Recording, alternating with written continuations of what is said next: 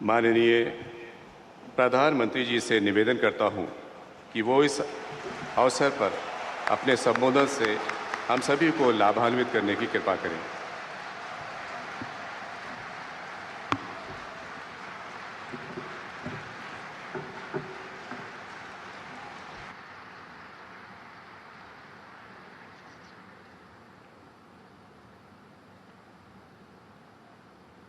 मंच पर विराजमान उत्तर प्रदेश के राज्यपाल श्रीमान राम नाईक जी, भारत के मुख्य न्यायाधीश जस्टिस कहेर जी, उत्तर प्रदेश के मुख्यमंत्री श्रीमान योगी आदित्यनाथ जी, केंद्र में मंत्रिपरिषद के मेरे साथी श्रीमान रविशंकर प्रसाद जी, सुप्रीम कोर्ट के वरिष्ठ न्यायाधीश जस्टिस दीपक मिश्रा जी, उत्तर प्रदेश के उप मुख्यमंत्री और इसी धरती के संतान श्रीमान केशव प्रसाद मौर्य जी, इलाहाबाद हाई कोर्ट के मुख्य न्यायाधीश जस्टिस दिलीप बी भोसले जी, उत्तर प्रदेश सरकार के मंत्री श्रीमान ब्रजेश पाठक जी, इलाहाबाद के वरिष्ठ न्यायमूर्ति श्रीमान वी.के. शुक्ला जी, समारोह समिति के अध्यक्ष जस्टिस तरुण अग्रवाल जी, हाईकोर्ट बार एसोसिएशन के अध्यक्ष श्रीमान अनिल तिवारी जी, एडवोकेट एसोसिएशन के अध्यक्ष श्रीमान भगवती प्रसाद सिंह, मंच पर विराजमान सभी आदरणीय जजेस, सुप्रीम कोर्ट के आदरणीय जजेस श्रीमान केसरीनाथ जी और सभी उपस्थित महानुभाव,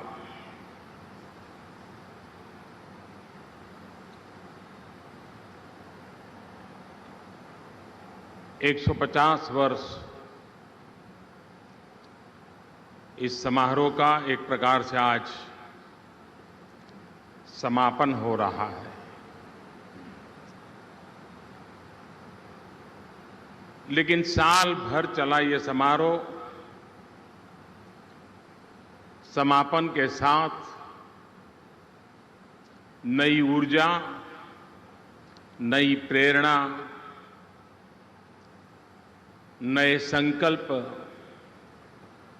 और नए भारत के सपने को पूरा करने का एक बहुत बड़ी ताकत बन सकता है।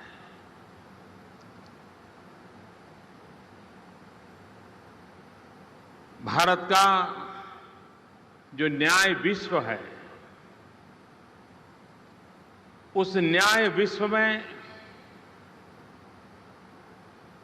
इलाहाबाद 150 साल पुरानी ये कोर्ट, मैं समझता हूं कि भारत के न्याय विश्व का ये तीर्थ क्षेत्र है और उस तीर्थ क्षेत्र में इस महत्वपूर्ण पड़ाव पर आप सबके बीच आकर के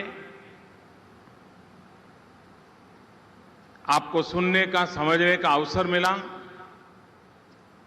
कुछ बात मुझे बताने का मौका मिला, मैं इसे अपना गौरव मानता हूं। चीफ जस्टिस साहब अभी दिल की बात बता रहे थे और मैं मन से सुन रहा था।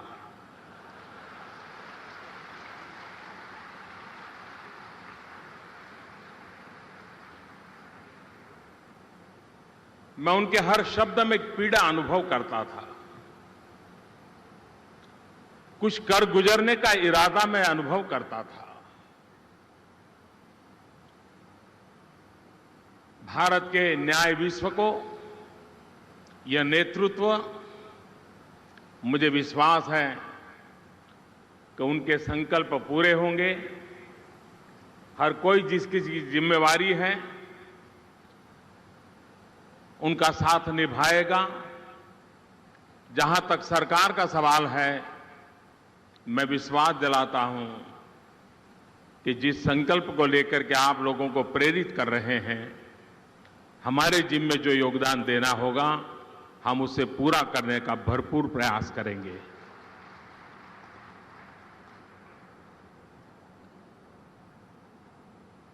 जब इलाहाबाद कोर्ट के 150 साल हुए 100 साल हुए थे, शताब्दी का अवसर था, तब तो उस समय के भारत के राष्ट्रपति डॉक्टर राधाकृष्णन जी यहां आए थे और उन्होंने जो वक्तव्य दिया था, उसका एक पैराग्राफ मैं समझता हूं, मैं पढ़ना चाहूंगा कि 100 साल पहले, 100 साल जब पूरे हुए, 50 साल पहले जो बात कही गई थी, उसका पुनर्स्मरण कितना आवश्यक है। डॉक्टर राधाकृष्णन जी ने कहा था, कानून एक ऐसी चीज है जो लगातार बदलती रहती है। कानून लोगों के स्वभाव के अनुकूल होना चाहिए, पारंपरिक मूल्यों के अनुकूल होना चाहिए और साथ ही कानून को आधुनिक प्रवृत्तियों और चुनौतियों का भी ध्यान रखना चाहिए। कानून की समीक्षा के समय इन सब बातों पर ध्यान दिया जाना चाहिए। किस तरह की जिंदगी हम गुजारना चाहते हैं, कानून का क्या कहना है, कानून का अंतिम लक्ष्य क्या है, सभी लोगों का कल्याण, सिर्फ अमीर लोगों का कल्याण नहीं, बल्कि देश के हर नागरिक का कल्याण, यही कानून का लक्ष्य है और इसे पूरा किए जाने का प्रयास किया जाना चाहिए। मैं समझता हूं कि डॉक्टर राधाकृष्णन जी ने 50 वर्ष पूर्व इसी धरती से देश के न्याय विश्व को, देश के शासकों को एक मार्मिक संदेश दिया था और वो आज भी उतना ही रिलेवेंट है, इतना ही स्तुत्य है। अगर एक बार जैसे गांधी जी कहते थे कि हम कोई भी निर्णय करें, ये सही है कि गलत है, इसकी कसौटी क्या हो, तो गांधी ने सरकारों के लिए खास कहा था कि आप जब भी कोई निर्णय करें और दुविधा है, तो आप पल भर के लिए हिंदुस्तान के आखिरी छोर पर बैठे हुए इंसान का स्मरण कीजिए और कल्पना कीजिए कि आपके निर्णय का उसके जीवन पर प्रभाव क्या होगा। अगर प्रभाव सकारात्मक होता है तो बेझिझक आगे बढ़िए, आपका निर्णय सही होगा। इस भाव को हम कैसे हमारे जीवन का हिस्सा बनाएं? ऐसे महापुरुषों ने कही हुई बात हमारे जिंदगी का मकसद कैसे बन सकता है? और वही तो है जो परिवर्तन का पुरोधा बन जाता है। इस इलाहाबाद की कोर्ट और भारत का पूरा न्याय जगत आजादी के पूर्व हिंदुस्तान के आजादी के आंदोलन को अगर किसी ने बल दिया, भारत के सामान्य मानवी में अंग्रेज शासन के सामने अभय का जो सुरक्षा चक्र दिया, सुरक्षा कवच दिया, ये भारत के न्याय जगत से जुड़े हुए ज्यादातर वकीलों ने दिया था। अंग्रेज सल्तनत के खिलाफ लड़ते थे और उनको लड़ने का मौका 1 या 2 या 5 लोगों के लिए आता होगा, लेकिन करोड़ों लोगों को लगता था कि हमें अभय से जीना चाहिए, कोई तो मिल जाएगा, अंग्रेज जुल्म के सामने हमारी रक्षा कर देगा। और यही तो पीढ़ी थी जिसने देश की आजादी के आंदोलन को सक्रिय भागीदारी की।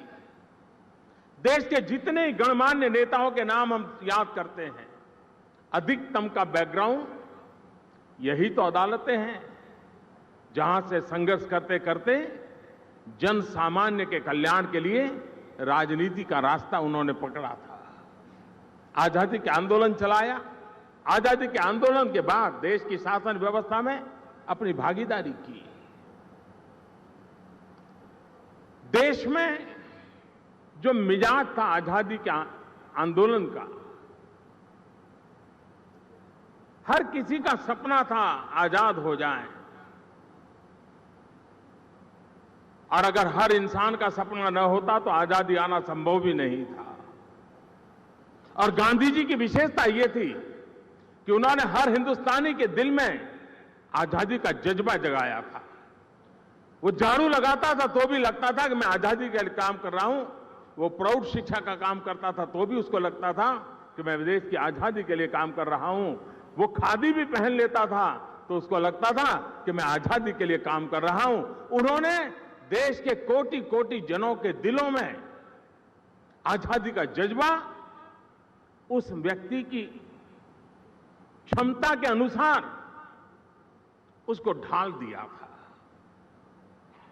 मैं ऐसे जगह पे खड़ा हूं आज जिस इलाहाबाद ने इस आंदोलन को बहुत बड़ी ताकत दी थी। आजादी के 70 साल पूरे हो गए हैं। 2022 में आजादी के 75 साल होंगे।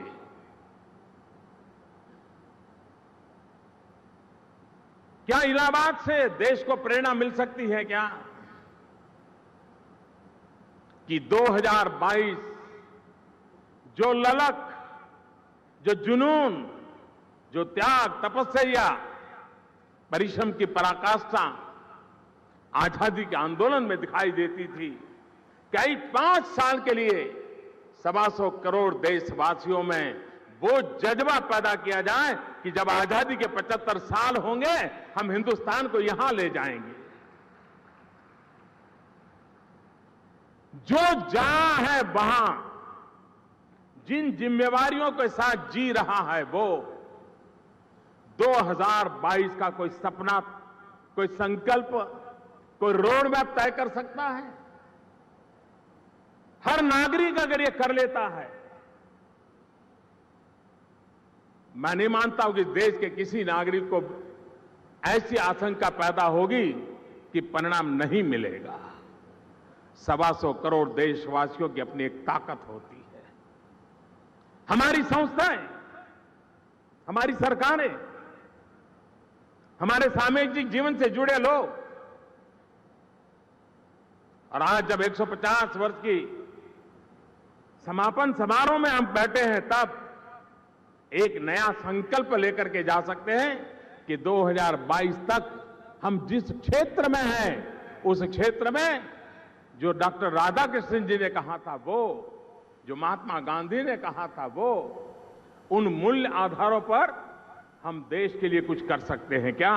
मुझे विश्वास है चीफ साहब ने जो सपना देखा है, आप सबके दिल में भी जो आग है वो आग एक ऊर्जा बन सकती है, जो ऊर्जा देश के परिवर्तन के लिए काम आ सकती है। मैं भी आपको निमंत्रण देता हूं, मैं इस मंच के माध्यम से देशवासियों को निमंत्रण देता हूं कि आइए 2022 का कोई संकल्प तय करें।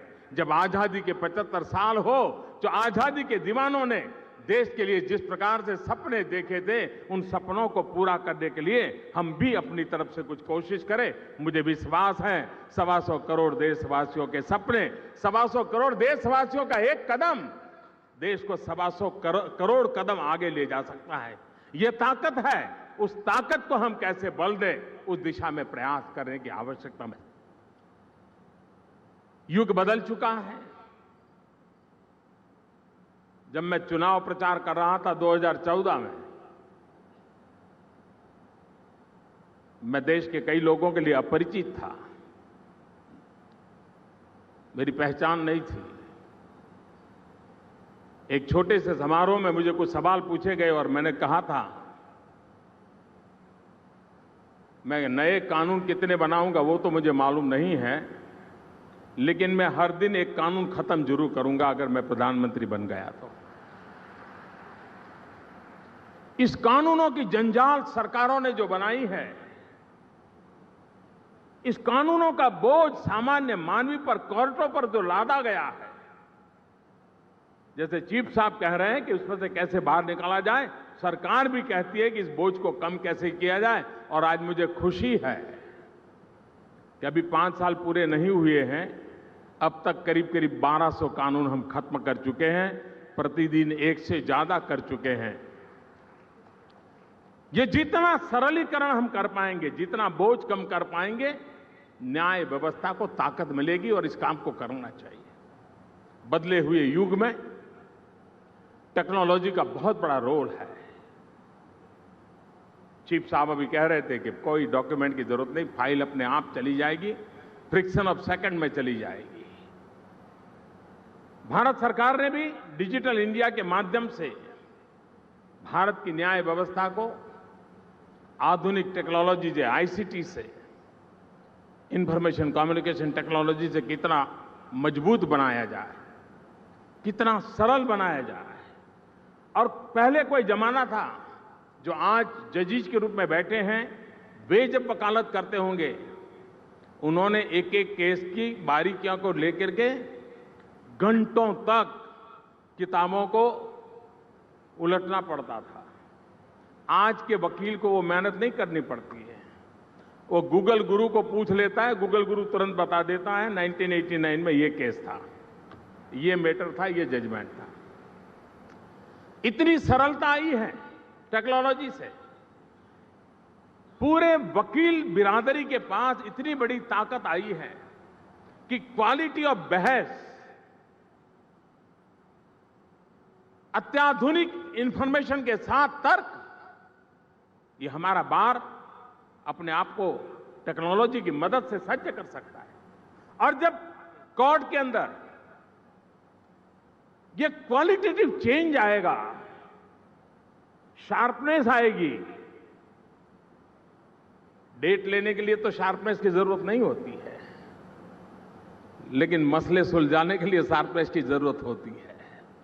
और मुझे विश्वास है कि जजेस के सामने शार्पनेस के साथ बहस होगी तो उनको दूध का दूध, पानी का पानी कर करके उसमें से सत्य खोजने में देर नहीं लगेगी।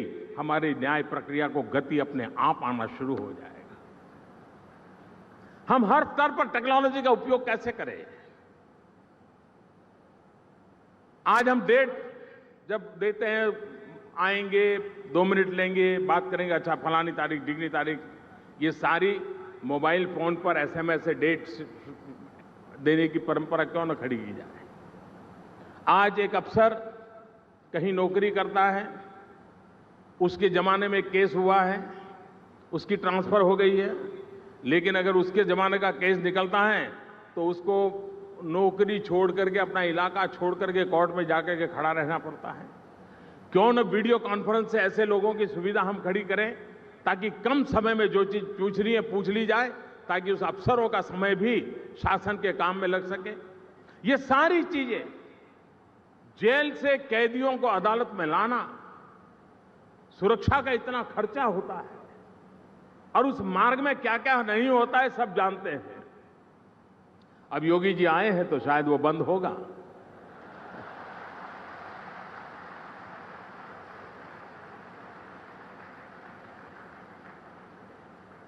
अगर वीडियो कॉन्फ्रेंस से जेल और कोर्ट को हम कनेक्ट कर दें, कितना खर्चा बच सकता है, कितना समय बच सकता है, कितनी सरलता हम पैदा कर सकते हैं। भारत सरकार का प्रयास है कि हमारी न्याय व्यवस्था को आधुनिक आईसीटी टेक्नोलॉजी का भरपूर लाभ मिले, उसको प्रायोरिटी मिले। मैं देश के स्टार्टअप वाले नौजवानों से भी कहूंगा कि वे भी देश की न्याय प्रतिष्ठा के लिए अपने स्टार्टअप में नए नए इनोवेशन करें। वे भी टेक्नोलॉजी के माध्यम से जुडिशरी को ताकत दे सकते हैं। अगर जुडिशरी के हाथ में उस प्रकार के नए इनोवेशंस आ जाएं, मुझे विश्वास है जुडिशरी के लोग इसका उपयोग कर करके एक गति लाने में बहुत बड़ी मदद कर सकते हैं। तो एक चहुं दिशा में अगर हम प्रयास करेंगे, एक दूसरे को पूरक बनेंगे, तो इच्छित परिणाम लेके रहेंगे। मैं फिर एक बार दिलीप जी को, उनकी पूरी टीम को, यहां सभी आदरणीय जजेस को, बार के मित्रों को 150 वर्ष की इस यात्रा के समापन के समय पर आदरपूर्वक बहुत बहुत शुभकामनाएं देता हूं। और मुझे विश्वास है कि 2022 भारत के आजादी के 75 साल का सपना संजो करके यहां से चलें। जितना हो सका जल्दी उस सपने को संकल्प में परिवर्तित करें और उस संकल्प को सिद्ध करने के लिए अपनी सारी क्षमताओं को जुटा दें, देश को नई ऊंचाइयों पर ले जाएं। न्यू इंडिया का, न्यू जनरेशन के लिए जो सपना है उसको पूरा करने का हम सब प्रयास करें। इसी एक अपेक्षा के साथ मैं आप सबका बहुत आभारी हूं। धन्यवाद। Thank you, Honorable Prime Minister.